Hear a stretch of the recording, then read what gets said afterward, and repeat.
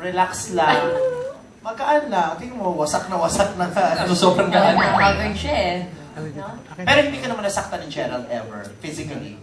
Yung Hindi, natulak na Hindi, nabato ng hindi siya cell. ganon. Fairness. Siya, nasampal ka ba ni Kim? Oo. Nasipa, nasampal, sinuntok, sinabunutan. Parang normal na sa mga babae yung nananampal. Oo. Tinatanggap niya naman eh, kasi alam niya.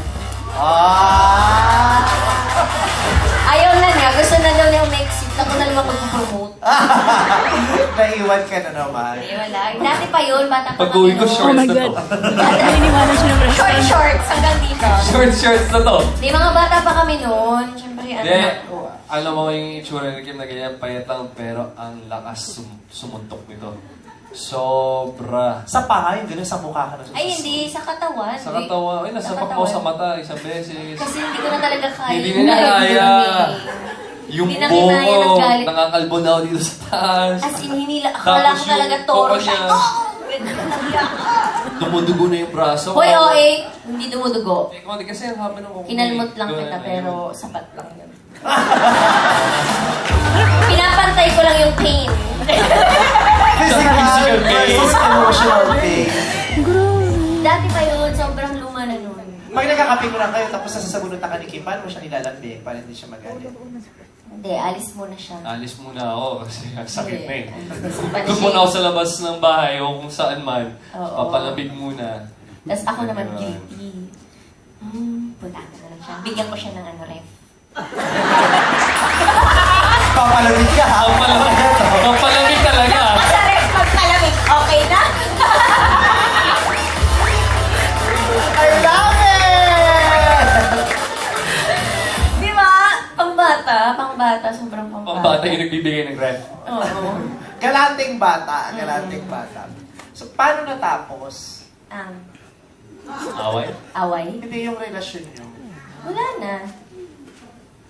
Sino nakipag-break? Kasi di ba yung iba naman hindi naman nagbe-break eh. Bigla naghiwalay na lang. Hindi na kami nag-usap. Wala na. Okay na yun. Understood na yun. May iba naman talaga nag-uusap. O, ganito ha, chu-chu-chu-chu. Ano? Ano ba? Papasok ko si Gary V. Antay natin. Sorry. Nag-usap. Nag-usap pero kami. Kahit nung break namin, syempre, bata din kami noon. Ang dami nangyayari. So, parang... Bata pa kami, ka mag-explore. Tsaka... Dora ba ang pangalan mo? Hindi ka naman Kimi Dora eh. Kim ka lang.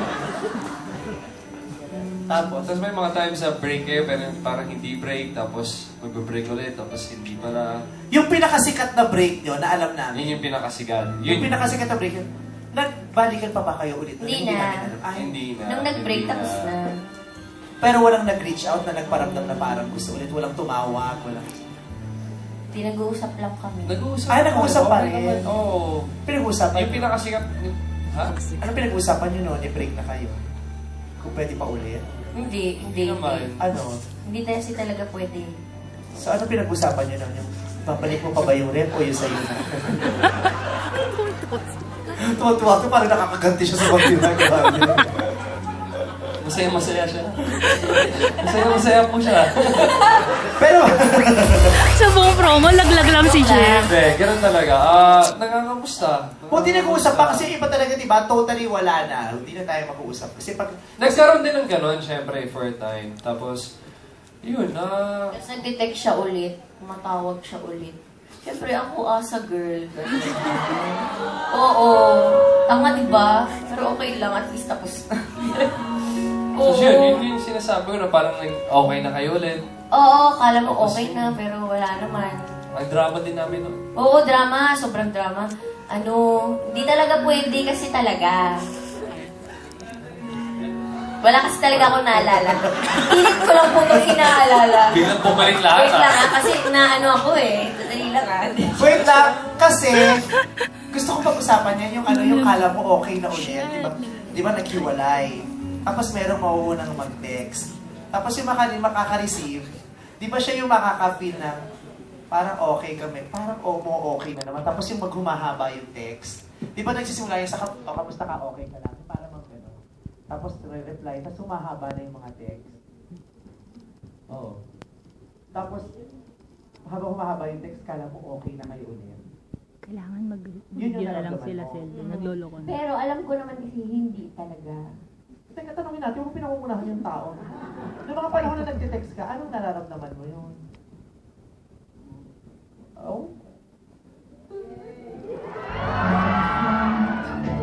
Hindi, magulo eh. Magulo talaga, Vice. Ang hirap i-explain. Minsan may mga sitwasyon sa buhay natin na parang ngayon, pag tinignan ko, pag inisip ko, tanga ko rin, sobra, tanga ko. Ang gulo ko. At saka sobrang gulo, di ba? Siguro kaya sila nagte-text. Dahil naguguluhan nga sila, gusto nilang malaman kung anong mararamdaman nila pag nag-usap kayo ulit. Tsaka siguro sanay ka kasi na parang, siguro sa tagit din kasi namin, pag may problema, sa kanila akong tumatakbo, at gano'n din sa akin. Kaya nung kahit wala na kami, parang hinahanap ko pa rin yung feeling na Yung withdrawal, mahirap, withdrawal, di ba? yung- Kahit alam mo hindi na pwede. Ang hirap nga yung biglang isang araw, wala na sa tabi mo yung talagang kasama mo everyday. yung comfort, tapos gano'n. Hanggang ang comfort. Siyempre may nabigay kang comfort sa kanya dati, siya din naman may nabigay sa'yo comfort. Kahit hiwalay na, for sure yung mga first few days, Sa first few pagkakaalam ko, wala months. naman ako binigay sa kanyang comforter. Ay, yeah. Wow! Wow, tsaka pero meron din eh. Ay! Wala akong binigay Meron. comforter. Wag kang Meron, meron daw. Wala talaga. Baka iba yung Meron. nagbigay. Oo, Ikaw lang nagbibigay ng mga ganyan eh. Wala. May ibang nagbibigay. Ipilit natin. Ipilit natin. Yan pa. Ano na si Gerald, eh? Parang gusto- Sino ba talaga unang nakaka-recover? Babae o lalaki? Lalaki! Ang unang nakaka-recover. Lalaki. Medyo lugi ako dito sa mga lalaki natin dyan. Ako, kakapihan ko si Gerald. Feeling Sa ko totoo hindi lang- naman lalaki. Kasi meron na eh. Alam mo, hindi yun, Basihan. kumbaga, senyales o basihan na naka-recover na siya dahil meron siyang bago. Diba? Kasi malalim yun eh. Kaya kakampihan ka na, Gerald. Kasi may mga kakilala ko. Ewan ko, siguro sa mga nakakilala ko lang. Meron yung, kunyari nagkahiwalay sila, akala ng lahat, naka-recover na yung lalaki, yung babae hindi pa. Kasi yung babae, nakikita natin, umiiyak pa. Nakikita natin sa mukha ng babae, malungkot pa siya. Yung lalaki, hindi natin siya nakikita malungkot o tumiyak kasi nag-basketball siya, nag-gym siya, nakikipag-inuman siya. Pero yung babae, umiiyak, unti-unting nagre-recover at unti-unting nag-move on. Tapos the moment na yung babae maka-move on, pag nakita ng lalaki na yung babae naka-move on, doon niya palang marirealize na, ay, naka-move on na siya.